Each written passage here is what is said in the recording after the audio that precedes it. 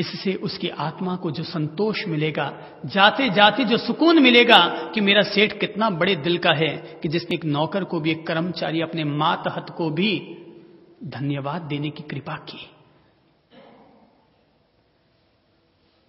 किसी को कोई काम करवाना हो ना, सीधा ऑर्डर मत जाना है ये करना, थोड़ा इतना जरूर कहना, जरा ये काम कर दीजिए ना। ये जो जरा है ना, जरा ये काम कर दीजिए प्लीज है, जरा क्या आप ये काम करने की कृपा करेंगे, जरा थोड़ा सा, जरा ये जो प्लीज है ना, ये काम के बोझ को कम कर देता है, हल्का कर देता है, कोमल कर देता है। तो वीत द्वेष होने के लिए आदत डालनी चाहिए कि मैं जहां तक हो सकेगा अपनी ओर से हमेशा सम्मान देने की आदत डालूंगा। कर्मचारी को भी आप कहूंगा, पड़ोसी को भी आप कहूंगा। हाँ, अगर अपने बच्चों को भी आप कह दो तो कोई गुनाह नहीं है, भले वो छोटे हैं तो क्या हुआ, सम्मान ही तो दिया है, थप्पड़ थोड़ी मारी है। और आजकल तो वैसे भी बड़ी बड़ी स्कूलों में ये पैटर्न चल रहा है कि वहां पर मां बाप अपने बच्चों को आप कहने लग रहे हैं। ऐसा देखने सुनने में आता है कि उन कॉलेजों और स्कूलों में माता पिता को यह प्रेरणा दी जाती है कि वो अपने बच्चों को आप कहें ताकि उनके बच्चे भी सबको आप कहना सीख सकें और कभी तुम कहने की जरूरत न करें। इसलिए आप की आदत डालने के लिए माता पिता भी अपने बच्चे को आप कहने की आदत डाल रहे हैं। अच्छी बात है, सम्मान दिया जाना चाहिए। तो नंबर 1, वीत द्वेष होने के लिए क्या अर्ज किया मैंने, याद है कि भूल गए?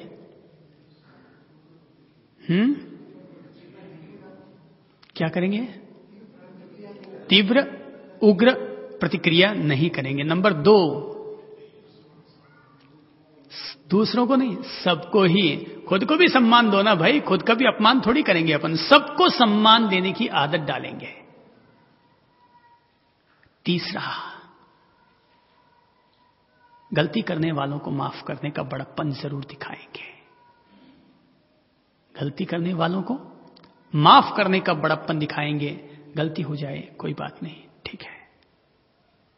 जीसस प्रभु, आप तो सलीब पर चढ़ाने वालों को भी माफ कर गए, हम कम से कम कांच की गिलास फोड़ने वाले को तो माफ कर ही सकते हैं ना। हे प्रभु जीसस, तुम तो सलीब पर चढ़ाने वालों को भी माफ कर गए, तो हम कम से कम कांच की गिलास फोड़ने वाले को तो माफ कर सकते हैं ना। बहुत बड़ी बात है ये। मेरी समझ से ये जो जीसस वाला ये जो उदाहरण है, जब भी मैं उनका कोई चित्र देखता हूं, कोई मूर्ति देखता हूं जिसमें सलीब पर चढ़े हुए जीसस दिखाई देते हैं, ही इज द ग्रेट।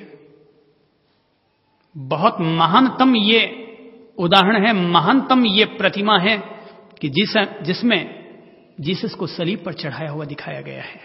यदि जीसस को ऐसे ही महावीर बुद्ध की तरह, राम और कृष्ण की तरह मंदिरों में रख दिया जाता तो शायद जीसस के जीवन में इतनी खूबसूरती न रही होगी कि जिसके कारण उनकी पूजा होती, मगर सलीब पर लटका करके उनको हर चर्च में रखा गया। ये उदाहरण मानव जाति को प्रेम, शांति और क्षमा का सदा सदा के लिए उपदेश छोड़ गया कि इंसान को इतना ही बड़प्पन दिखाना चाहिए जितना कि जीसस दिखा के चले गए। ये बहुत बड़ा उदाहरण है, आदमी को दिल में रखना चाहिए।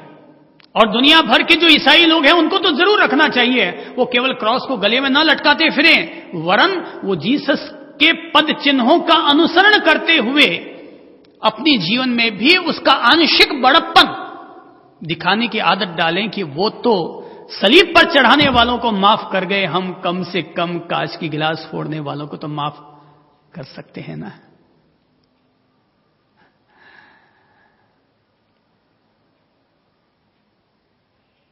कभी भी अगर ज्यादा गुस्सा आ जाए ना, तो भगवान कृष्ण के उस उदाहरण को याद कीजिएगा, चिंतन कीजिएगा, प्रेरणा लीजिएगा कि जिसमें कृष्ण के लिए कहा जाता है कि कृष्ण शिशुपाल की 99 गलतियों को माफ कर गए। तो हमें लगता है, हे प्रभु, हम तुम्हारे उपासक हैं, तुम 99 गलतियों को माफ कर सकते हो, कम से कम किसी की 2 और 3 गलतियों को तो माफ करने का बड़प्पन हम भी दिखाने का प्रयत्न करेंगे। हाँ, 3 गलतियां कर दे, फिर भी अगर वो 4थी गलती करता है तो उठा के ठोक देना। पर कम से कम ये तो आप कहने के लायक रहेंगे कि देख भैया, मैंने तेरे 3 गलतियों को माफ किया और 4थी गलती पर तुम्हें डांट लगाई है, और अगर पहली ही गलती पर उठा के दे मारा तो बेटा भी बाप से कह सकता है कि पापा जी, आपके भी तो पांव से कल 1 गिलास फूट गई थी ना, आपके तो पांव से 1 गिलास फूट गई थी ना। तो ऐसी प्रतिक्रिया वापस हो सकती है। तो गलती करने वालों को माफ करने का बड़प्पन दिखाने की आदत डालें कि ठीक है भाई, ज्यादा हस्तक्षेप मत करो, ज्यादा माथा मत लड़ाओ, ज्यादा उखड़ में माथा मत डालो, नहीं तो मूसल माथे पर आके पड़ जाएगा, इसलिए ठीक है जो बढ़ रहा है वो होने दो, ज्यादा माथा मत लड़ाओ। सासू और बहू अगर आपस में कुछ कहती सुनती ना, तो ससुर साहब बीच में मत पड़ो, उनको निपटने दो। पत्नी में और सास में कभी कोई थोड़ी सी बात हो जाए ना, तो हर बात में पति बीच में ना डालता रहे कि मां तूने ऐसा कह दिया, कि बीवी तूने ऐसा कह दिया। उनके वो खींचे, दोनों के पास जबान नहीं है कि बोलने के लिए, जो तुम अपना माथा लड़ाते हो उसमें उनकी वो निपटे। घर में वो रहते हैं ऐसे खींचते रहते हैं। अगर अपन ने अपना माथा उसमें डाल दिया तो परिणाम क्या होगा? वो मूसल जो उन दोनों का था वो अपने माथे पर आ गिरेगा। उनको निपटने दो, ठीक है, ज्यादा हस्तक्षेप नहीं, ठीक है, होता है। निर्लिप्तता को जीवन में जीने का ये मंत्र है कि ज्यादा हस्तक्षेप नहीं। निर्लिप्तता को जीवन में जीने का ये गुरु मंत्र है कि ज्यादा हस्तक्षेप मत करो, जो होता है उसको होने दो। तो हर चीज में कहां माथा लड़ाते रहेंगे, ठीक है यार, होता है, होने दो। अब वो अंबानी जी अगर ये सोच ले कि पूरी कंपनी का एक एक आदमी मेरे टच में रहना चाहिए, पूरी कंपनी का एक एक आदमी जो जो कुछ करता है सब मेरे ध्यान में रहना चाहिए, तो बाया तू फिर सेठ नहीं रहेगा, तो मैनेजर ही बन के रह जाएगा। ठीक है, होने दो। ये जो है ना नेग्लिजेंसी, ठीक है, लापरवाही, ठीक है, होता है, होने दो। भाई साहब वो जाते समय एक साबुन उठा गया, ठीक है, ले गया। भले साहब ससुराल से 20 लड्डू आए हैं, ठीक है, रख दो। भले साहब आज आपकी बीवी ने आपके साले को 2000 रुपये उधार दे दिया, ठीक है यार, दे दिया।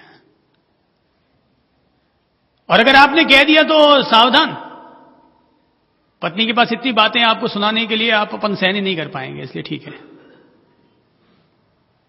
तो ये जो बात है ना, ठीक है, ये बहुत अच्छा मंत्र है, ठीक है।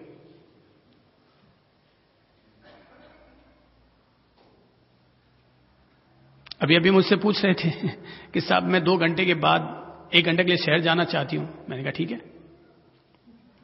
क्योंकि मुझे पता है कि अगर मैं मना करूंगा तो भी जाएंगे, तो इसलिए ठीक है। ठीक है, ये जो शब्द है ठीक है, इसमें आपका सम्मान सुरक्षित रह गया, क्योंकि जाने वाला जाएगा। अगले ने पूछ लिया, इतना मान दे दिया भी क्या को कम है क्या आज के जमाने में? अगले ने पूछ लिया तो बस ठीक है। अब वो 1 घंटे की बजाय अगर 4 घंटा लेट आए तो ठीक है, अब वो उखल थोड़ी मारने बैठेंगे उसको, ठीक है।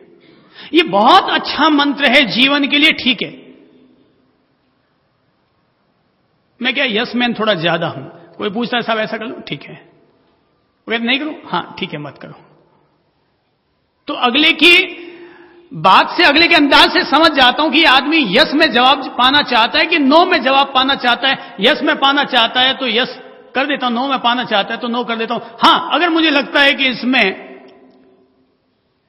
तुम्हारी दृष्टि का, तुम्हारे नजरिए का कोई विशेष प्रभाव है, तो फिर हां या ना कहने की सोचता हूं। बाकी जो अगला करता है वो ठीक है। ये गुरु मंत्र है निर्लिप्तता को जीने का, वीत द्वेष होकर जीने का, शांति को जीने का, माथा फोड़ी और छाती कूटों से मुक्त होकर जीवन जीने का। ये गुरु मंत्र है कि ज्यादा हस्तक्षेप मत करो।